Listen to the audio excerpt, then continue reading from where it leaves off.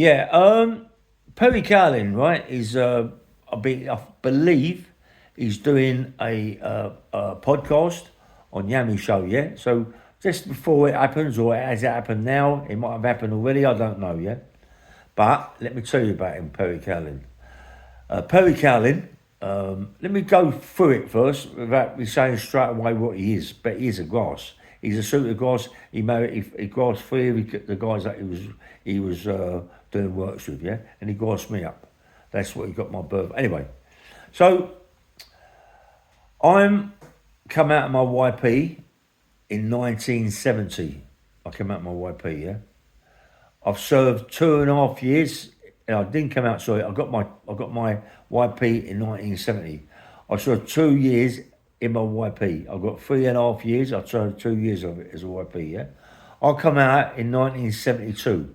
So in 1972, I'm 21, not 24 or 25. I'm 21. I was born the first of the second, 1951. So I come out in '02. That makes me 20. In 1970, so that makes me 21. Right. Me and Christine got together. I was walking down a place called Bolliver's Road.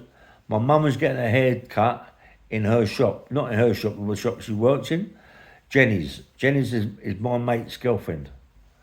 So my Christine has seen me across the road and said to my mum, "Well, I think your son's beautiful, yeah." And I was really fit, really muscular, jet black hair, good looking guy. And I was, girls like me. That's what it was. Anyway, Linda that worked in the shop, she was a junior. She used to wash people's hairs. She worked in the shops also. To work in a shop, what, 15, 16, I don't know, 16 maybe. Anyway, then after that, me and Christine get together. She goes to a shop in Kensington High Street called Beavers. She buys me this T-shirt or vest that come to a lot of money from Beavers in Kensington High Street. She also buys me a bottle of aftershave, which is Aramis. So it just goes to show you long ago, because Aramis was the top aftershave you could buy. Everybody wore Aramis, yeah? So this would be in about, I suppose, oh, 1972, going on 73, yeah? Right? So me and Christine are very close now. Anyway, my mum makes arrangements for me to see Christine. Christine tells me like she wants to come and see me. So I phone up and say, "Look, I'll meet you, bottom of my road, and we go to my mate Danny Williams' house, yeah? I'm looking after Danny Williams' kids. So we go there, we get to know each other, right? Things are happening. That's it. So now I'm seeing Christine all the time. Linda, the sister, she's absolutely stunning, Linda. She was stunning. Christine was stunning. They was both stunning people, mate, right?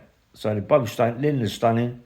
And we got talking, me and Linda, and I met her in a pub. I think it was the Anchor Harbour Lights in Bolliver's Road, yeah? Christine had an argument. Christine didn't want to go down there. Linda went down there. So I met Linda, and me and Linda wound up having sex, right? But we're having sex in the house. In the house where Shirley, Christine's mum, lives with Perry, Philip, and Tony, all the brothers. They all live there, yeah? So anyway, we do it sneaky, yeah? Sneakily, because I don't want Christine to know. Christine finds out. She half kills Linda, yeah? So then, Christine, obviously, as though she's so pissed off with me, mate, she can't believe it. I've just come out bail. I'm on bail, yeah, for this charge. Now, we decide to get married, right, because we feel that if we get married, the judge might be a bit nice to me and give me a lesser sentence, yeah? So her mum, Christine's mum, and her boyfriend was witnesses for us at the registry office. So I think it's a bit strange that Christine married me, knowing that I slept with her sister. Her mum was a witness, knowing that I slept with her sister, her daughter. Her boyfriend was a witness, knowing that I slept with Linda in the house. And she's supposed to be 13. That's a bit strange, isn't it? You know what I mean? This gets worse and worse, doesn't it?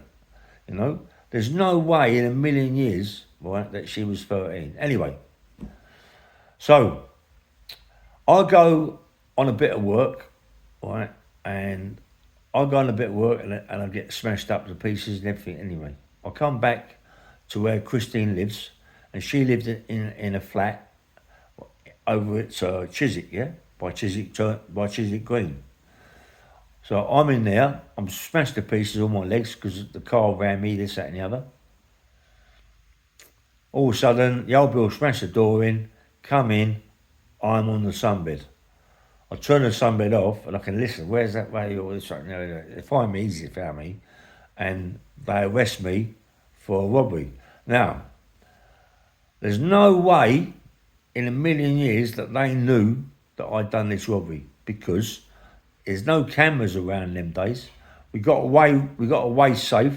There's no fingerprints or nothing, so we got away safe. Everything's sweet, yeah? So the old bill come to my house. Then I was told that the police arrested a Perry Cowling going on a bit of work or something. They arrested him in his flat, searched his flat, and found bits and pieces. I'm not to say what they found, but they found bits and pieces in there. He grasped me up. He grasped me up. I didn't believe it, yeah? But he grasped me up. The police told me in Wycett Police Station that I was told about this by a guy called Perry Cowling, yeah? But he was my brother-in-law, yeah? Don't forget that. But I didn't believe it. I didn't believe it anyway. You know what I mean? But anyway, I goes to the scrubs. I goes to the Bailey. I lose my bet. Anyway, I goes to the scrubs. I'm on remand there. Anyway, I eventually go to the Bailey and get a big sentence. Right? Christine, she divorced. I'm in Lewis prison. Christine now wants rid of me. Yeah, she wants me gone. So she divorced me in 1976. Don't forget, I got Big Bird in 1974. She divorces me in 1976, 1977, something like that, yeah? I got it on paper. So, you know, when we're in prison, it breaks her heart, mate, don't you? You get divorced, you know what I mean, and all that. You don't want to, I mean, especially when you're waiting for your parole and other things, yeah? It's the worst thing in the world. So I'll get knocked back anyway. So whatever, I'm not bothered now. I'm gutted, you know? So when I eventually get released, right, I don't know nothing, yeah? But so when I get eventually released, I get released from the scrubs. And I walk to down a place called Shah Road in Acton, along to Perham Road, where my Uncle Bill Dixie, who stood bail for me, Linda's uncle, granddad, sorry, he stood bail for me. I want to go and thank him for what he'd done to me. I go there. So they're both there, Mary, the wife, and Bill. They invite me in, and they're half travellers, and they give me bacon and beetroot sandwiches. Yeah, seriously, yeah. So anyway, they then tell me, right, that, Christine's had a baby. I went, what? He said, Christine's had a baby. I went, oh, fucking hell, man, I can't believe it, you know what I mean? I've just come out of prison, I look really good, and she's just had a baby. And then, as I come out of the house, there she's walking down towards me with the baby. So she's petrified, yeah? But the guy that gave her the baby has been nicked for a serious armed robbery. But he's got nicked for a serious armed robbery, and Christine's all wrapped around me. Linda's all wrapped around, everybody's all wrapped around me, yeah? So then, after that, the baby and all that, I go to Acton Magistrates Court because the kid that was with her, having the baby, that when I was in prison was mucking about with Christine, this, that and the other, he up for a serious armed robbery charge. I goes in court. I want to kill him, mate. You know, all his family's outside. They see me, they know that it's going to kick off, yeah? So I go in prison. I go into the court, sitting at the back of the court watching this geezer, right? He turns round, he sees me, calls his solicitors over, and they go to the police and they say, they come and take me out, tell me to get outside, yeah? I'm not wanted in court. So I go outside waiting for this geezer, and he refuses bail. He refuses bail, he gets put away. I think he gets a 10 or whatever he does, he gets a bit of bird. So now I'm with Christine as such, yeah? Right? Christine then moves to a place called Dabbs Hill, on the ground floor, around the corner. She's got about 5-6 puppies in there that her mum put on her. All the puppies are shitting everywhere, and Christine's got a baby, so she's really pissed off. But I help out with the baby and everything, yeah? And the shit and everything, and clean it all up, and done all this and done all that. So me and Christine are together as such again, yeah? But I never get, then I get another big bit of bird, being with Christine. Another armed robbery, you know, and then I get big bird. So, you know, she leaves me. Anyway, that's it, yeah? But what I'm saying to you is this. Perry Cowling is doing the thing with Yanni. He's a terrible grass, mate. He's a bad grass. And as I just said, the 3 people who he grassed up, maybe one's dead, maybe it's 2 dead, right? But I'm telling you, they must have know what's going on with Yami. Everybody knows now that something's going on between me and Yami. Because people, the other day, a Dave Courtney thing, a drink up and all this, that blind beggar, a couple of guys said to Fish, my mate Fish, oh yeah, right, Yami and Ray, it's everywhere, big, like, that's, everybody's talking about Yami and Ray, you know what I mean? So anyway, so now, me and Yami had words, right? And Yami's told me that he's got a guy called Perry Cowling coming on the channel. Okay, but let me tell you something. He's a goss. He's a super goss, right?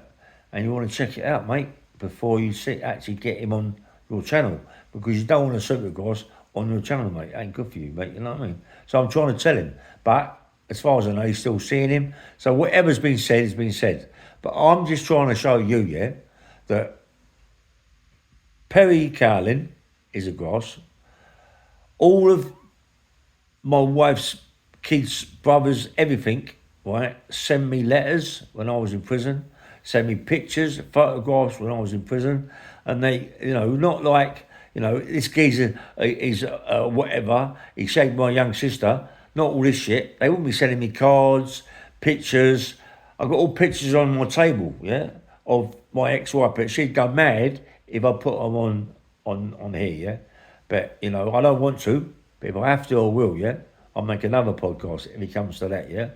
But, you know, I've got the, obviously I've got this sheet here that when we got married, the date we got married, it's all there. The date we got married, I think is on there somewhere. I think we got married on, 1973. We got married in 1973, yeah. I've got put away in 1974. She come and give me a divorce in prison in 76, 77. And I'm supposed to be this guy, and she divorced me because she couldn't cope, mate. She's a young girl that's really beautiful. She doesn't want to wait for me because I'm giving her grief anyway. You know what I mean? As it is, I can't get them on the phone, don't get a letter. In them days, it was no phones. You got to remember, no phones, all letters. So the letters are waiting forever for a letter, it never comes, yeah? So now, when eventually I do send her a letter, she sends me back, I'm divorcing you, I can't handle you, and that's how it goes, yeah? We accept that, yeah?